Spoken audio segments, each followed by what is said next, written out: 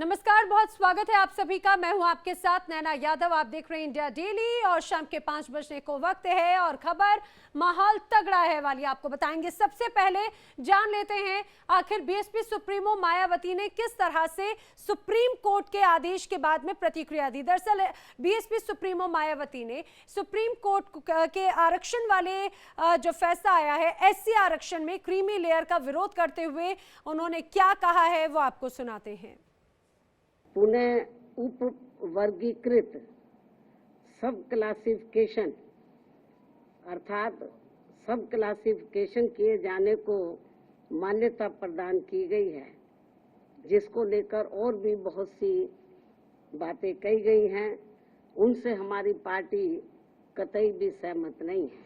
अपने 2004 के निर्णय में माननीय सुप्रीम कोर्ट ने ये भी माना था कि ये वर्गीकरण इन जातियों के भीतर अलग अलग व्यवहार करके समानता के अधिकार का उल्लंघन करेगा। और अब माननीय सुप्रीम कोर्ट के 7 जजों की पीठ ने 1 अगस्त 2024 के निर्णय से सन 2004 के निर्णय को पलट दिया है, जबकि इस निर्णय से अनेकों मतभेद उत्पन्न होंगे। तो मायावती को आपने सुना। बीएसपी सुप्रीमो मायावती ने दरअसल इसके पहले भी प्रतिक्रिया दी थी सोशल प्लेटफॉर्म के माध्यम से, लेकिन अब उनकी जो बयान सामने आया है आपने उन्हें सुना। उन्होंने स्पष्ट तौर से कहा है कि जिस तरह से ये जो पूरा फैसला आया है इसका वो विरोध करती हैं। सबसे महत्वपूर्ण बात यह है कि जिस तरह से ये फैसला आया है उनका कहना है कि ये आरक्षण को खत्म करने जैसा है। एससी को उपजातियों में बांटना सही नहीं है, एससी को उपजातियों में बांटना गलत है, ये कहना है मायावती का। उस फैसले से सहमत नहीं है। आरक्षण पर नई सूची बनाने से कई तरह की परेशानियां सामने आएंगी, उन्होंने ये भी बात कही है। और इस समय मेरे साथी इंडिया डेली के लीगल एडिटर आशीष सिन्हा इस समय हमारे साथ में मौजूद हैं। आशीष, जैसे ही सुप्रीम कोर्ट का फैसला आया था आरक्षण को लेकर, एक के बाद एक तमाम प्रतिक्रियाएं सामने आई और अब सीधे सीधे मायावती ये कह रही हैं कि ये उन जातियों को और तोड़ने वाला है, ये निर्णय गलत है। देखिए, ऐसा पहली बार नहीं है कि मायावती ने पहली बार आरक्षण को लेकर इस तरह की बात कही हो। जो सुप्रीम कोर्ट का फैसला, आपको ध्यान में होगा जब सुप्रीम कोर्ट का फैसला आया था तो 2 दिन पहले ही उन्होंने सीरीज ऑफ ट्वीट किया था जिसमें उन्होंने इस फैसले का विरोध किया था। आज मायावती की तरफ से प्रेस कॉन्फ्रेंस करके कमोबेश वही बात रखी गई और उसमें उन्होंने ये साफ कहा कि जो उपजाति में बांटने का जो सुप्रीम कोर्ट का फैसला है वो उसको विरोध करती है और आने वाले समय में वो उसको लेकर पुनर्विचार याचिकाएं दाखिल करेंगे। उन्होंने एक बात और अहम कही है जो मुझे अहम लग रही है कि अगर इसको 9वीं अनुसूची में डालने की उन्होंने बात कही है। उन्होंने ये कहा है कि ये जो पूरा मामला है इसको 9वीं अनुसूची में डाल दिया जाए, यानी आरक्षण के मुद्दे को 9वीं अनुसूची में डाल दिया जाए ताकि सुप्रीम कोर्ट में ये रिव्यू हो ही ना सके, मतलब सुप्रीम कोर्ट इसमें दखल दे ही ना सके। इसीलिए वो बार बार ये कह रही है कि इसे 9वीं अनुसूची में डाल दिया जाए। दूसरी बात उन्होंने ये कही है कि अगर सरकार इसे लागू कराने जा रही है, यानी उपजाति में बांटने की कोशिश कर रही है, तो जितनी भी एससी एसटी वर्ग की कम्युनिटी है वो सब एकजुट होकर इसके खिलाफ आवाज उठाए। ये सबसे अहम बात उन्होंने कही है। उन्होंने अपने प्रेस कॉन्फ्रेंस में इस बात का भी जिक्र किया कि पंजाब राज्य के 20 साल पुराने फैसले में मामले में ये फैसला आया है, सुनवाई हुई थी, लेकिन ये जो फैसला आया है वो सही नहीं है। साथ ही उन्होंने ये भी कहा है कि एससी एसटी के बीच में उपजाति का विभाजन करना सही नहीं होगा। ये इस फैसले पर पुनर्विचार याचिकाएं दाखिल करेंगी। देखिए, मायावती नैना ये पहली नेता नहीं है। आपको चिराग पासवान का भी बयान ध्यान में होगा जिसमें चिराग ने भी ये कहा है कि हम इस फैसले के खिलाफ सुप्रीम कोर्ट में रिव्यू दाखिल करेंगे। इसके अलावा जो नगीना से सांसद हैं चंद्रशेखर ने भी इस फैसले का विरोध किया था और चंद्रशेखर ने कहा था कि हम इस फैसले के खिलाफ सुप्रीम कोर्ट का रुख करेंगे। यानी आने वाले समय में कई सारी पुनर्विचार याचिकाएं सुप्रीम कोर्ट में दाखिल होने हैं। लेकिन इस बात को भी हमें समझना होगा कि ये कानूनी लड़ाई इतनी आसान नहीं होगी, क्योंकि ये 7 जजेस बेंच का फैसला है। ये ऐसा नहीं है कि 2 जजेस या 3 जजेस बेंच का फैसला है कि आप रिव्यू डाल दोगे तो ठीक है, एक बार को कंसीडर हो भी सकता है। हालांकि 90% मामलों में नहीं होता, लेकिन 7 जजेस बेंच का फैसला है। 20 साल पुराने मामले में फैसला दिया है। अगर ये 7 जजेस अगर एक बार सुनने के लिए भी तैयार हो जाते हैं तो फिर 9 जजेस की बेंच बनेगी। लंबा ये पूरा मामला जाएगा। लेकिन सुप्रीम कोर्ट के फैसले को समझना जरूरी है। सुप्रीम कोर्ट ने ये नहीं कहा कि आप उपजाति में बांट दीजिए। सुप्रीम कोर्ट ने ये कहा कि बांटा जा सकता है, उनके आर्थिक आधार पर, उनकी शैक्षिक योग्यता के आधार पर किया जा सकता है। ये राज्य सरकार को विशेषाधिकार है। लेकिन आशीष, यही जो फैसले होते हैं वो किस तरह से इंटरप्रिटेट होते हैं, और ये सबसे महत्वपूर्ण बात ये कि जमीनी स्तर पर जब उन्हें एक तरह से अमली जामा पहनाने की बात होती है तो वो किस दिशा में जाते हैं। मायावती इसी बात का विरोध और उसी बात पर प्रतिक्रिया भी देती हुई नजर आ रही थी। आशीष, फिलहाल जानकारी के लिए आपका धन्यवाद। तो लीगल एडिटर आशीष सिन्हा समझा रहे हैं कि आखिर किस तरह से मायावती के इस बयान के मायने हैं। बहरहाल खबरों में आगे बढ़ते हुए बात करते हैं अगली खबर की। मौलाना सज्जाद नोमानी, उनका एक बार फिर से एक और बेतुका बयान सामने आ चुका है। हमास चीफ इस्माइल हानिया आतंकी नहीं था, ये उनका कहना है। हानिया आतंकवादी है तो फिर गांधी जी भी आतंकवादी हैं। और इतना ही नहीं बल्कि भगत सिंह, चंद्रशेखर आजाद को भी आतंकी कह दिया है मौलाना ने। आपको हम उनका बयान सुनाएंगे। मौलाना सज्जाद नोमानी, पहला मौका नहीं है जब इस तरह से बयान सामने आया, और इसके पहले भी बेतुके बयान सज्जाद नोमानी दे चुके हैं। हमारे मुल्क का जो झूठा मक्कार सहयोगियों का एजेंट गोदी मीडिया है, वो ये प्रोपेगेंडा कर रहा है कि दुनिया का सबसे बड़ा टेररिस्ट मारा गया, दुनिया का सबसे बड़ा आतंकवादी और दहशतगर्द मारा गया। मैं साफ ऑन रिकॉर्ड कहना चाहता हूं, अगर इस्माइल हनिया दहशतगर्द था तो महात्मा गांधी भी दहशतगर्द थे, भगत सिंह भी दहशतगर्द थे, चंद्रशेखर आजाद भी दहशतगर्द थे, सुभाष चंद्र बोस भी दहशतगर्द थे, मौलाना आजाद भी दहशतगर्द थे, पटेल भी दहशतगर्द थे। कहो इन सबको दहशतगर्द। तुम्हारे झूठ की वजह से दुनिया धोखे में नहीं आएगी। मेरा अंदाजा तो यह है कि इसराइल की बदतरीन शिकस्त में शायद 1-1.5 महीने का वक्त बाकी है, इसीलिए उन्होंने यह हमला किया है मुनाफिकों की मदद से। हमारे चलिए खबरों में आगे बढ़ते हैं। जम्मू कश्मीर की बात करें और ये कहा जाए जिसे कहा जाता है जन्नत, वहां पर इस समय स्थिति त्राहिमाम करने वाली है। जम्मू कश्मीर के श्रीनगर में बादल फटा है और बादल फटने से यहां पर स्थिति अस्त व्यस्त हो चुकी है। कवच रेवान कंगन में बादल फटने से तबाही की तस्वीरें सामने आई हैं। इलाके में बादल फटने से कई रास्ते बंद हो चुके हैं। प्रशासन ने यात्रियों के लिए बाकायदा अलर्ट जारी किया है। ये तस्वीरें जो आप देख रहे हैं, ये तस्वीर श्रीनगर की है। पृथ्वी पर जन्नत अगर कहीं है तो वो कश्मीर में है कहा जाता है, और उसी जन्नत में अभी किस तरह से ये मौसम की मार पड़ती देखी जा रही है। ये एक्सक्लूसिव तस्वीर इंडिया डेली पर हम आपको दिखा रहे हैं। जैसे ही यहाँ पर बादल फटने से हालात बिगड़ते हुए नजर आए, उसके बाद में प्रशासन ने मोर्चा संभाला। एसडीआरएफ, एनडीआरएफ की टीमें लगातार मौके पर मौजूद हैं और जो प्रभावित हैं उन्हें रेस्क्यू किया जा रहा है। आप देखिए सड़क का एक बड़ा हिस्सा पूरी तरह से टूट चुका है, पूरा मलबे में बहता हुआ नजर आ रहा है। दूर दूर तक आपको यहाँ पर सड़क नदारत नजर आएगी। लेकिन इस सैलाब का कैसे प्रचंड प्रहार कश्मीर में नजर आया, श्रीनगर में नजर आया, ये तस्वीर देखिए।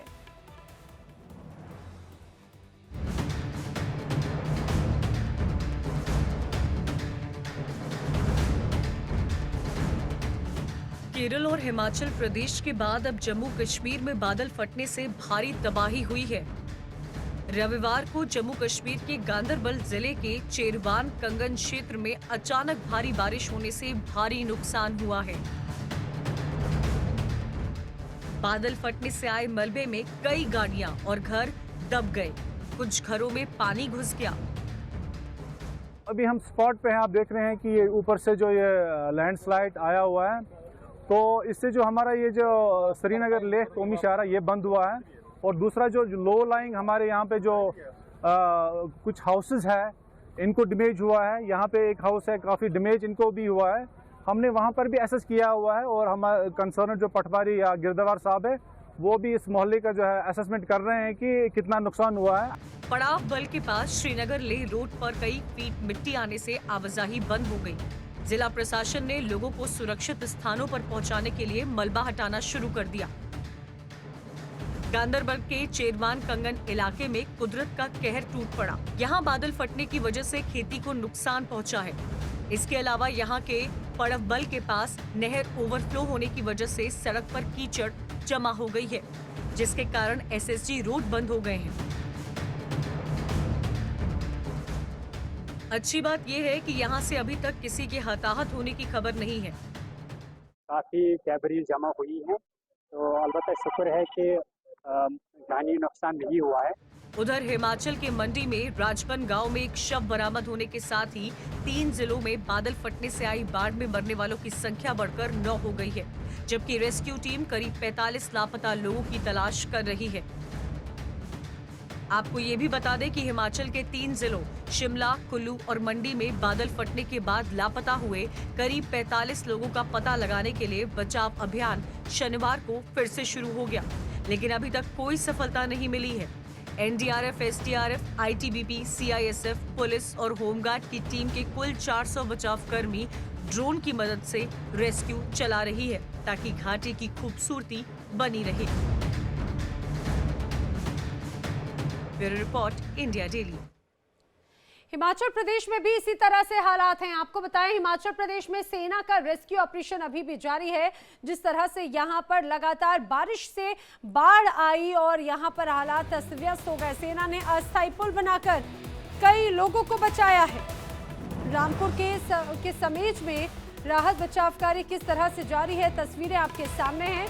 यहाँ पर सेना ने मोर्चा संभाला है और सेना ने मोर्चा संभालते ही वहाँ पर एक अस्थायी ब्रिज बनाया, क्योंकि यहाँ पर भी बादल फटने से, रामपुर की तस्वीर देखिए, बादल फटने से यहाँ का इलाका भी काफ़ी ज़्यादा प्रभावित हुआ था और कई गांव का संपर्क टूट चुका था।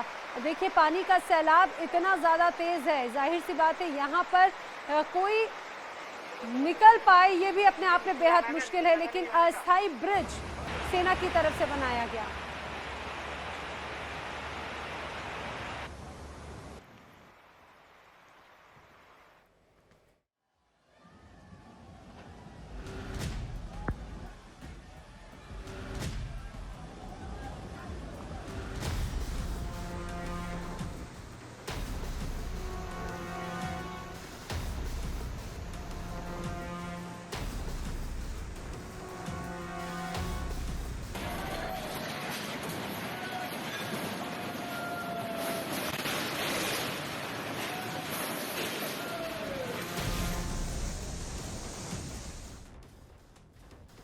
कुदरत के कहर से हिमाचल प्रदेश अभी भी कर्रा रहा है।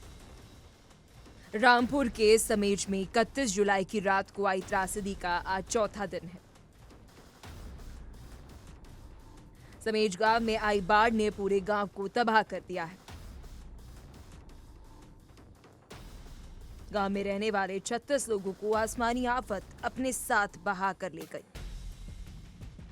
बादल फटने से बहुत सारा नुकसान हुआ है, जो कि हमारा मेन रोड है, 2-3 जगह बिल्कुल डैमेज हो चुका है, वहाँ से क्रॉस पा रहे हैं, इसलिए हमारा रास्ता इधर सुगाव के था, हमें कंधार होके आना पड़ रहा है, क्योंकि एक ही पॉइंट है ऊपर जो कि रोड बिल्कुल कट चुका है वहाँ। अगर हम चाहेंगे प्रशासन से कि वहाँ भी कुछ वो ऐसा किया जाए जो कि आने जाने के लिए।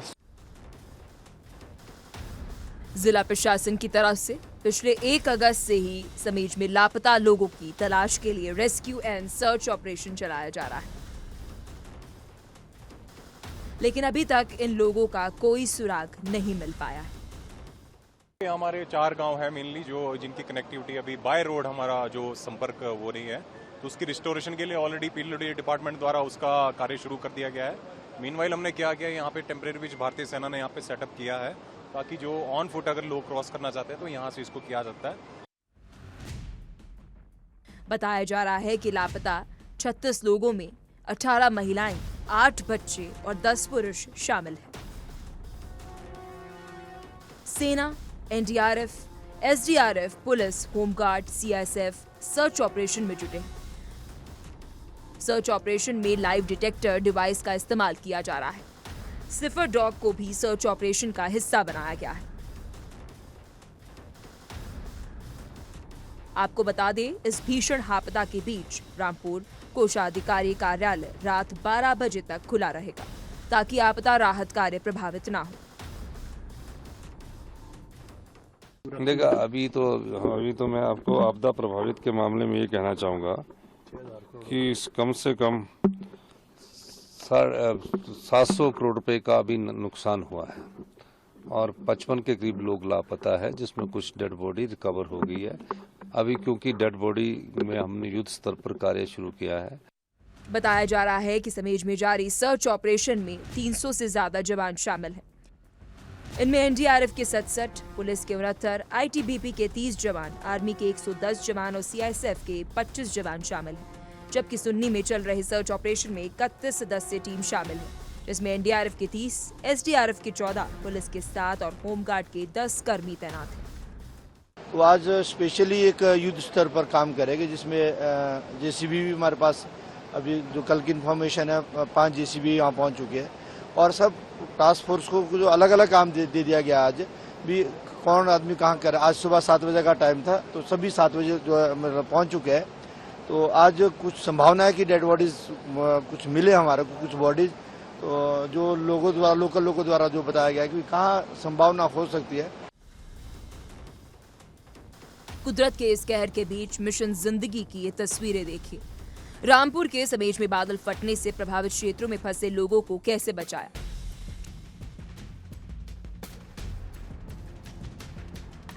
6 लोगों की मौत के बाद से सेना ने बचाव कार्य को आसान बनाने के लिए कटे हुए इलाकों के बीच संपर्क स्थापित करने के लिए अस्थायी पुल बनाए और राहत कार्य पूरा किया। जिंदगी की जद्दोजहद का ये जज्बा जोश और जुनून को बरकरार रखता है। सेना के जवान मायूसी के बीच उम्मीद की किरण बनकर आपदा प्रभावित इलाकों में फरिश्ता बनकर उतर रहे हैं ताकि जिंदगी के लिए जंग जारी रहे। Bureau report, India daily. आपको ये भी बताते चले, हिमाचल प्रदेश में जिस तरह से बादल फटने की घटना सामने आई, उसके बाद में अभी मरने वालों का आंकड़ा और भी ज्यादा बढ़ता नजर आ रहा है। बादल फटने से अभी तक 9 लोगों की मौत की खबर है, वहीं 45 लोग अभी भी लापता हैं। मौके पर लगातार बचाव कार्य जारी है। यहाँ पर देखिए एसडीआरएफ, एनडीआरएफ की टीमें मौजूद हैं।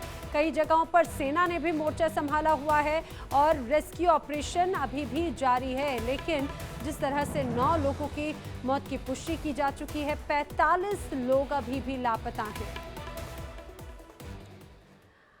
जो तस्वीरें हिमाचल प्रदेश से सामने आ रही हैं वो हैरान, परेशान और रोंगटे खड़े करने वाली हैं। आइए आपको कुछ तस्वीरें दिखाते हैं हिमाचल प्रदेश की, जहां पर रामपुर के समेज में जब बादल फटा, यहां पर जब क्लाउड बस्ट के बाद में हालात बिगड़े, कई गांव का संपर्क कट गया, तो उसके बाद देखिए सेना ने मोर्चा संभाला और कैसे राहत बचाव कार्य करते हुए अस्थायी पुल का निर्माण सेना ने किया है। कई लोगों को यहां से रेस्क्यू किया गया है। इसके साथ ही मौके पर बचाव और तलाशी अभियान अभी भी जारी है। ये एक्सक्लूसिव तस्वीरें हम आपको दिखा रहे हैं हिमाचल प्रदेश के रामपुर की। बीते 2 अगस्त को हिमाचल प्रदेश के लाहौल और स्पीति जिले के चिक्का गांव में बादल फटा, जिसकी वजह से मनाली लद्दाख हाईवे का एक हिस्सा पूरी तरह से बह चुका है। देखिए ये तस्वीरें कितनी डरावनी हैं। ये ड्रोन तस्वीरें जो ली गई हैं, ये मनाली की तस्वीरें हैं। ड्रोन कैमरे से ली गई तस्वीरें यहाँ की सिर्फ तबाही के मंजर को दर्शाती हैं। यहाँ पर ये टूरिस्ट प्लेस है, दूर दराज से लोग यहाँ पर आते हैं। लेकिन देखिए अब वो इन तस्वीरों को देखकर ज़रूर खौफज़दा होंगे, क्योंकि लाहौल स्पीति यहाँ की वादियाँ बेहद खूबसूरत हैं, लेकिन ये जो पूरा सर्किट यहाँ से जो लोग कवर करते हैं, सड़क का एक बड़ा हिस्सा यहाँ पर बह चुका है। सिर्फ हिमाचल प्रदेश ही नहीं बल्कि उत्तराखंड में भी हालात इसी तरह से हैं। उत्तराखंड में झमाझम बारिश लगातार हो रही है और लोगों की मुसीबतें बढ़ा रही है। कई इलाकों में तो लैंडस्लाइड की भी तस्वीरें सामने आई हैं, जिसकी वजह से सड़कें पूरी तरह से बर्बाद हो चुकी हैं, खत्म हो चुकी हैं। और देखिए कैसे तार के जरिए, रस्सी के जरिए एक छोर से दूसरे छोर पर जाने को लोग मजबूर हैं। यहाँ पे दरअसल 4 धाम यात्रा शुरू हुई, इसकी वजह से कई यात्री यहाँ पे फंसे। श्रद्धालुओं को सुरक्षित निकालने की कोशिशें लगातार सुरक्षा बल कर रहे हैं। बताया जा रहा है कि अभी तक 4000 से ज्यादा लोगों को एयरलिफ्ट किया जा चुका है।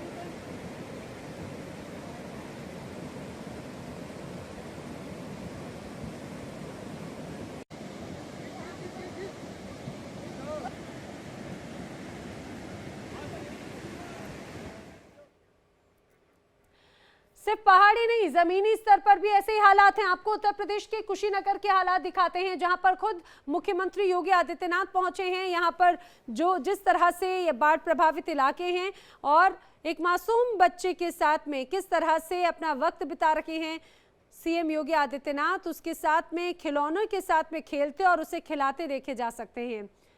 ये तस्वीर जो है दरअसल कुशीनगर की है। ये बाढ़ राहत शिविर जो बनाए गए हैं, कई इलाके हैं जहां पर लोग प्रभावित हैं। एक छोटी सी बच्ची के साथ में सीएम योगी आदित्यनाथ।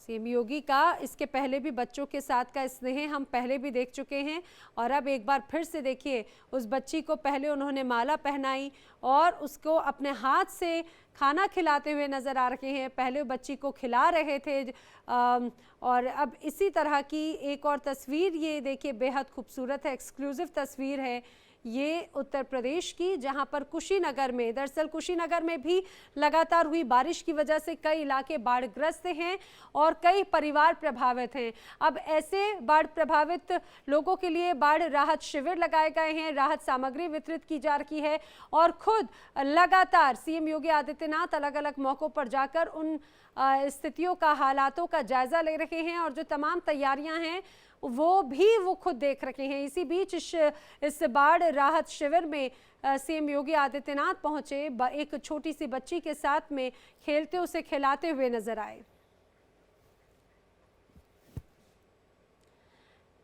और यहां पर वक्त एक ब्रेक का।